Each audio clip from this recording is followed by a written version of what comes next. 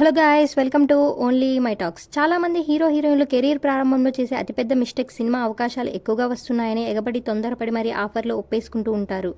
కానీ వాటి ఫలితం నిదానంగా కనిపిస్తూ ఉంటుంది. అలా ఇప్పటికే చాలామంది నటీనటులు కెరియర్ ప్రారంభంలో కాస్త తొందరపడినప్పటికీ ఆ తర్వాత సినిమాల విషయంలో ఆచితూచి వ్యవహరిస్తున్నారు.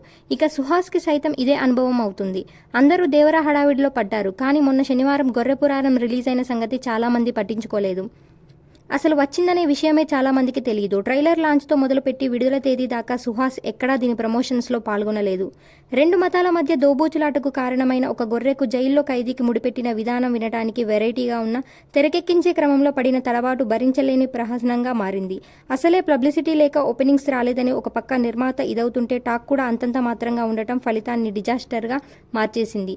ఆ మధ్య శ్రీరంగ నీతులు సైతం సుహాస్కి ఇదే అనుభవం ఎదురైంది. ఓటీటీలో వచ్చేదాకా ఎవరికి దాని ఊసేది లేదు. వచ్చే దసరాకి రాబోతున్న జనక అయితే గనక మీద సుహాస్కు బోలెడు ఆశలు ఉన్నాయి. ఓవర్సీస్ హక్కులను కొన్నాడంటేనే నమ్మకం ఏ స్థాయిలో ఉందో అర్థం చేసుకోవచ్చు. పైగా దిల్ రాజు పిల్లలు నెలకొల్పిన బ్యానర్, సో మార్కెటింగ్ బ్రహ్మాండంగా జరుగుతుందని చెప్పడంతో ఎటువంటి సందేహం లేదు.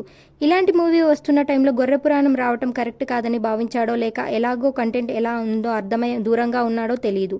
ఇవి కాకుండా ఇతరాత్ర కారణాలు ఏమైనా ఉన్నాయేమో లోగుట్టు పెరుమాళ్ళ గెరక. దీని తర్వాతి వరుసలో కేబుల్ రెడ్డి, ఉప్పు కప్పు రంబు, ఆనందరావు అడ్వెంచర్స్ విడుదలకి రెడీగా ఉన్నాయి.